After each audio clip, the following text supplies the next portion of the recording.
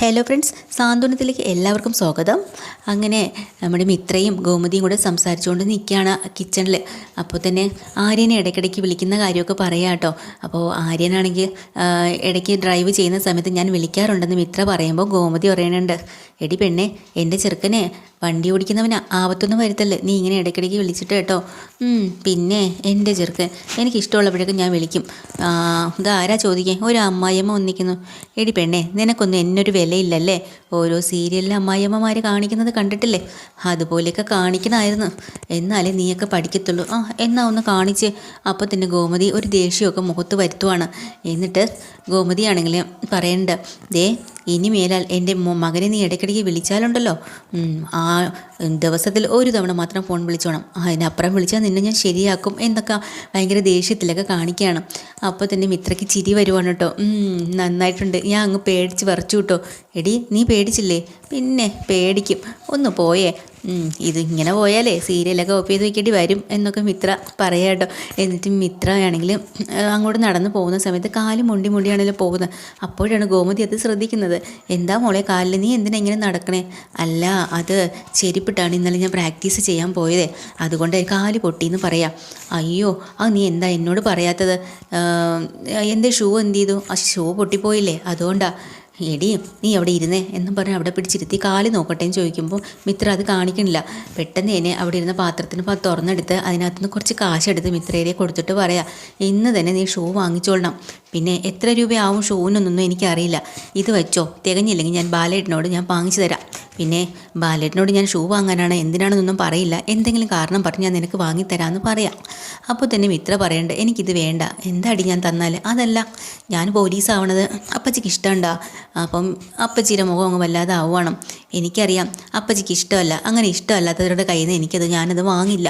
പിന്നെ പോരാഞ്ഞിട്ട് ഇത് ഞാൻ വാങ്ങിച്ചു കഴിഞ്ഞാൽ രഹസ്യമായി എങ്ങനെയെങ്കിലും അപ്പച്ചിയുടെ മനസ്സിൽ ഇതൊന്നും ഒളിച്ചു വെക്കാൻ പറ്റത്തില്ല. ഉറപ്പായിട്ടും അങ്കിളിനോട് പറയും, പിന്നെ അതിനെക്കുറിച്ച് ചോദ്യം ചെയ്യും. അതൊന്നും വേണ്ട, അതുകൊണ്ടാണ് പറയുന്നത്. ഇത് എങ്ങനെയെങ്കിലും ഞാൻ വാങ്ങിച്ചോളാം എന്നും പറഞ്ഞ് മിത്ര അവിടെ നിന്ന് അങ്ങോട്ട് പോവാട്ടോ. ഗോമതിക്ക് അത് വിഷമാവാണ്. അങ്ങനെ വെളിയിലേക്ക് ചെന്നിട്ട് മിത്രയും ദേവിയും കൂടെ ഇങ്ങനെ ഡൈനിങ് ടേബിളിൽ ഇരിക്കുകയാണ്. ആ സമയത്ത് സുകന്യ അങ്ങോട്ട് മാറി നിൽക്കും കേട്ടോ. അപ്പോൾ ഇരിക്കുകയാണ് അവിടെ. അപ്പോഴാണ് ജോലിയൊക്കെ കഴിഞ്ഞ് വൈകിട്ട് മീനാക്ഷി വരുന്നത്. മീനാക്ഷിയുടെ കയ്യിൽ 2 കവറുണ്ടായിരുന്നു. നിങ്ങളൊക്കെ ഇവിടെ ഇരിക്കുക എന്നൊക്കെ ചോദിച്ചിട്ട് ഉടനെ തന്നെ മിത്ര ചോദിക്കുന്നുണ്ട്, എന്താ മീനാക്ഷി ചേച്ചി കയ്യിൽ കവറുണ്ടല്ലോ? അതെ, ഞാൻ ദേവി ചേച്ചിക്ക് ഒരു സ്പെഷ്യലായിട്ടൊരു സംഭവം വാങ്ങിച്ചിട്ടുണ്ട്. എന്താവും അത്? ഇനി തന്നെ ഞാൻ നോക്കട്ടെ. വേണ്ട ദേവി ചേച്ചി പറ, എടുത്തി പറ, എന്താ ഞാൻ കൊണ്ടുവന്ന്? എനിക്കറിയില്ല.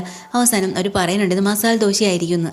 കറക്റ്റ്, സത്യമാണോ? എനിക്ക് മസാല ദോശ കഴിക്കണമെന്ന് ആഗ്രഹിച്ചിരിക്കുകയായിരുന്നു, അപ്പോൾ തന്നെ വാങ്ങിച്ചുകൊണ്ട് വന്നല്ലോടി. അതാണ് എന്നും പറഞ്ഞു നീ ദേവിയുടെ കയ്യിൽ ആ പൊതി കൊടുക്കുവാണ്.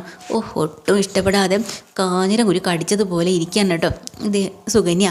അത് കഴിഞ്ഞിട്ടാണ് പെട്ടെന്ന് സുകന്യ വന്ന് പറയണം, ഈ മസാല ദോശയൊക്കെ കഴിക്കുന്നത് ശരിയല്ല, ഉള്ള മസാലയൊക്കെ വയറ്റിൽ കയറി വല്ല ഗ്യാസോ പ്രശ്നങ്ങളുണ്ടാവും, ഗർഭിണികൾ ഇത് കഴിക്കരുതെന്ന് പറയാം കേട്ടോ. അപ്പോൾ തന്നെ ഉടനെ ദേവി പറയും, അങ്ങനെയൊന്നുമില്ല, ഗർഭിണികൾക്ക് ആഗ്രഹമുള്ള എന്ത് വേണമെങ്കിലും കഴിക്കാം, ഈ സമയത്ത് ഒരു കുഴപ്പമില്ലെന്ന്. അപ്പോൾ തന്നെ ഉടനെ മീനാക്ഷി പറയുന്നുണ്ട്, സുകന്യ ചേച്ചിക്ക് വേണോ? ഒന്നും കൂടി ഞാൻ വാങ്ങിച്ചിട്ടുണ്ട്, നമുക്ക് ഷെയർ ചെയ്ത് കഴിച്ചാൽ? എനിക്കൊന്നും വേണ്ട, എനിക്ക് ഈ മസാല ദോശയൊന്നും വേണ്ട, എനിക്ക് നല്ല സാധനങ്ങൾ വേറെ ഞാൻ വാങ്ങിച്ച് കഴിച്ചോളാം എന്ന് പറഞ്ഞ് വലിയ ഗമയിലിരിക്കുക. അപ്പോഴാണ് പെട്ടെന്ന് മിത്ര അടുത്തൊരു കവർ കാണുന്നുണ്ടോ. എന്താ ചേച്ചി ഈ കവറിൽ? മീനാക്ഷി ചേച്ചി എന്താ വേറെ ഇത് നിനക്കുള്ള സർപ്രൈസ് ആടി. അതെന്താ? നീ കണ്ണടയ്ക്ക്. അങ്ങനെ മിത്രയെ കണ്ണടയ്ക്കുമ്പോഴത്തേക്കും ഇത് കയ്യിൽ കൊടുക്കുക കേട്ടോ. അത് തുറന്ന് നോക്കുമോ? ഇനി കണ്ണ് തുറന്നോ. നോക്കുമ്പോൾ നല്ല പുതിയൊരു ഷൂവാണ് വാങ്ങിച്ചുകൊണ്ട് വന്നിരിക്കുന്നത്. അയ്യോ, മിത്രയുടെ കണ്ണൊക്കെ അങ്ങ് നിറഞ്ഞു പോയി കേട്ടോ. ഭയങ്കര സന്തോഷമാവാണോ. അയ്യോ, ഇത് കാണുമ്പോഴത്തേക്കിനും അവിടെ സുകന്യയ്ക്ക് അങ്ങോട്ട് ഇരിപ്പുറപ്പില്ല, ദേഷ്യം തന്നെ. അയ്യോ ചേച്ചി, എനിക്ക് ഒത്തിരി സന്തോഷമായി കേട്ടോ, നല്ല ഷൂ. ദേവി ഇങ്ങനെ നോക്കി ചിരിക്കുകയാണ്. അല്ല, നിൻ്റെ കാല് ഇന്നലെ നീ ചെരുപ്പിട്ടിട്ട് നീ ഓടിയില്ലേ? എന്തിനാ അങ്ങനെ ചെയ്തത്? ഷൂ ഇട്ട് ഓടിയാലല്ലേ കാല് പൊട്ടാതിരിക്കുള്ളൂ. ഇനി അങ്ങനെ വേണ്ട കേട്ടോ, നീ അതുകൊണ്ട് ഈ ഷൂ ഇട്ട് തന്നെ ഓടിയാൽ മതി എന്ന് പറയാം. അതൊക്കെ പോട്ടെ, എൻ്റെ കാല് പൊട്ടിയതും ഷൂ പോയതും ഒക്കെ ചേച്ചി എങ്ങനെ അറിഞ്ഞത്? പറ. ഞാനിവിടെ വേറെ ആരോടെ ചേച്ചി പറഞ്ഞില്ലല്ലോ ചേച്ചിയോട്, ചേച്ചി രാവിലെ പോയതല്ലേ ഇന്ന്? അതൊക്കെ ഞാൻ അറിഞ്ഞു, ഏട്ടത്തി വിളിച്ചപ്പോൾ എന്നോട് എല്ലാ കാര്യങ്ങളും പറഞ്ഞു. ആണോ? അങ്ങനെ ദേവി അവിടെ നിന്ന് ചിരിക്കുകയാണ് കേട്ടോ. അപ്പോൾ തന്നെ മിത്രയ്ക്കൊരു വലിയ അത്ഭുതമായി.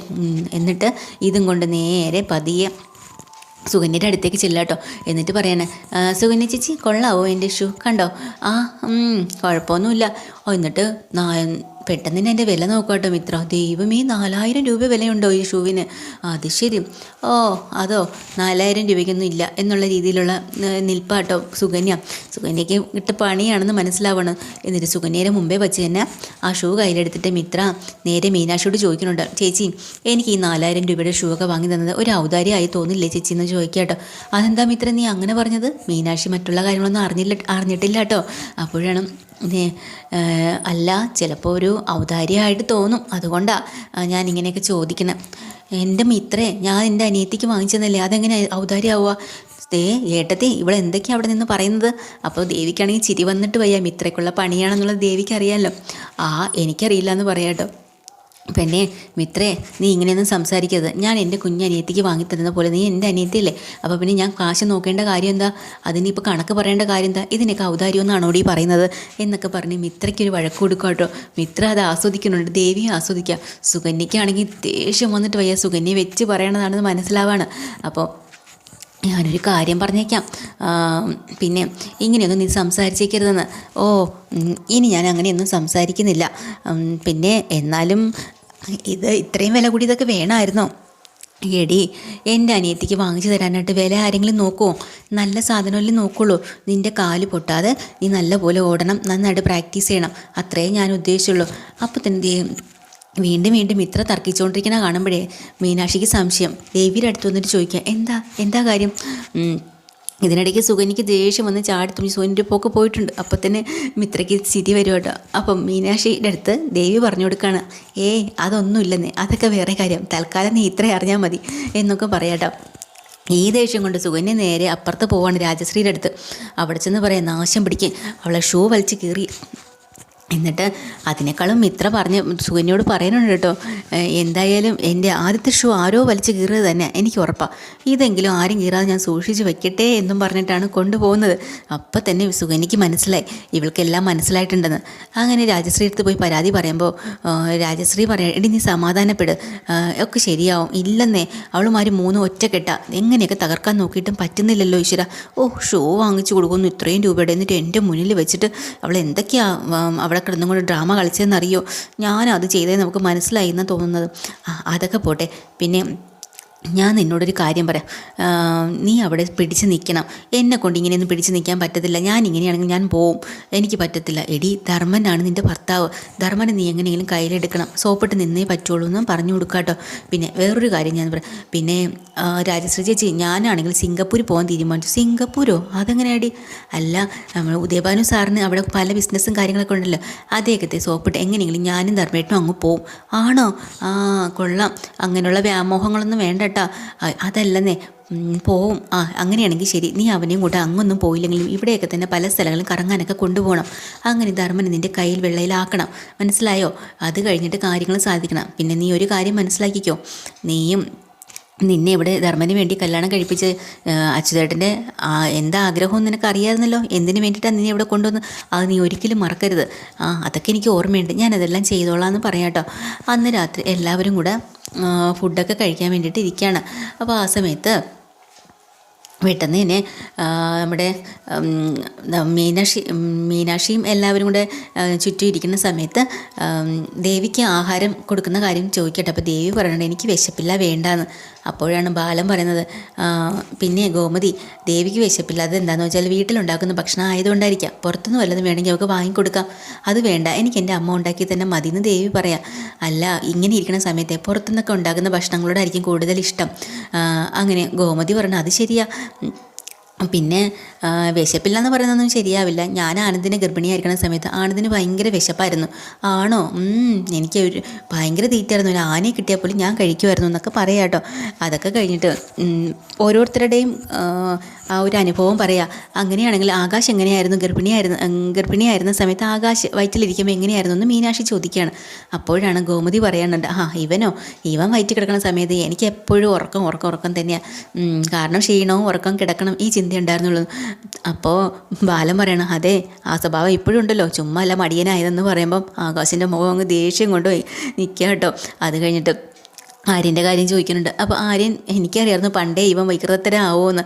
അങ്ങനെ ഓരോരുത്തരെയും. അത് കഴിഞ്ഞ് അനുമോള്. അപ്പോൾ അനുമോള് പറയാം, അയ്യോ അമ്മേ നാണം കെടുത്തല്ലേ, ഒന്നും മിണ്ടാതിരിക്കും. എടി നീ കുഞ്ഞായിരുന്നപ്പോഴുള്ള കാര്യമല്ലേ പറയണേ, ഒന്നും വേണ്ട, ഇപ്പം ഒന്നും പറയണ്ട. അങ്ങനെ പരസ്പരം എല്ലാവരും അങ്ങോട്ടും ഇങ്ങോട്ടും പറഞ്ഞ് ട്രോളുന്നുണ്ട് കേട്ടോ.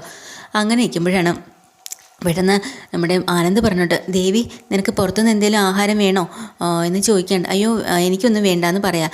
അപ്പോൾ തന്നെ നമ്മൾ ബാലൻ പറയുന്നുണ്ട്, പണ്ട് ആനന്ദിനെ ഗർഭിണിയായിരുന്ന സമയത്ത് ഗോമതിക്ക് ഒരു ഫുഡ് കഴിക്കണമെന്ന് ആഗ്രഹം ഉണ്ടായിരുന്നു, അവൽ വെച്ചിട്ടുള്ള ഒരു സാധനം. അപ്പോൾ അത് പാതിരാത്രിയായപ്പോൾ അത് വേണമെന്ന് ആഗ്രഹം പറഞ്ഞു. അപ്പം തന്നെ കഴിക്കണം. ഞാനത് ഉണ്ടാക്കുന്ന കടയിൽ പോയി അവിടെ കട പോലും അടച്ചു. അവർ ഉറക്കത്തിൽ നിന്ന് എണീപ്പിച്ച് അത് ഉണ്ടാക്കിപ്പിച്ച് വെളുപ്പിന് 4 മണിയായപ്പോഴത്തേക്ക് ഞാൻ ഉണ്ടാക്കിക്കൊണ്ട് കൊടുത്തു. അത് കഴിച്ചപ്പോഴാണ് ഗോമതിക്ക് സമാധാനമായിട്ട്. അങ്ങനെയായിരുന്നു അവളുടെ വിശപ്പും. പുറത്തുനിന്നൊക്കെ കഴിക്കാനും ആഗ്രഹം തോന്നും. അപ്പോൾ ഗോമതിക്ക് അതൊക്കെ കേൾക്കുമ്പോൾ നാണം തോന്നും കേട്ടോ. അത് കേട്ടിട്ടാണ് ആനന്ദ് ചോദിക്കണം, നിനക്ക് അങ്ങനെ വല്ലതും വേണമെങ്കിൽ ഞാൻ വാങ്ങിത്തരാമെന്ന്. അയ്യോ വേണ്ടെന്ന് പറയാം. അപ്പം മീനാക്ഷി പറയാം, ചേച്ചി എന്തേലും ആഗ്രഹം ഉണ്ടെങ്കിൽ ഏട്ടത്തി ഇപ്പം തന്നെ പറഞ്ഞോ, ഇനി 2 മണി വരെയൊന്നും ആക്കല്ലേ, കഷ്ടപ്പാടാവും എന്നും പറഞ്ഞ് എല്ലാവരും ചിരിക്കുകയാണ് കേട്ടോ. അപ്പോൾ സുകന്യ ആ സ്ഥലത്തൊന്നുമില്ല. അപ്പോഴാണ് പെട്ടെന്ന് ഓർക്കുന്നു, അയ്യോ സുകന്യ ഇവിടെ കണ്ടില്ലല്ലോ, സുകന്യ പോയി വിളിച്ചിട്ട് വരാൻ. അങ്ങനെ സുകന്യ വിളിക്കാനായിട്ട് പോവാണ് കേട്ടോ മിത്ര. ആ സമയത്ത് ധർമ്മനും അവിടെ വന്നിരിപ്പുണ്ട്. അങ്ങനെ ധർമ്മനും എല്ലാവരും കൂടെ വീണ്ടും ഫുഡൊക്കെ കഴിച്ച് അങ്ങനെ ആസ്വദിച്ചിരിക്കട്ടെ കളിയാക്കിക്കൊണ്ട്. ആ സമയത്ത് സുകന്യ അങ്ങോട്ട് വരുന്നുണ്ട്. ഇതൊക്കെയാണ് എപ്പിസോഡ്. ഡീറ്റെയിൽഡ് എപ്പിസോഡ് വീണ്ടും വരാൻ. ചാനൽ ഇഷ്ടമായി ലൈക്ക് ചെയ്യുക, സബ്സ്ക്രൈബ് ചെയ്യുക. Thank you.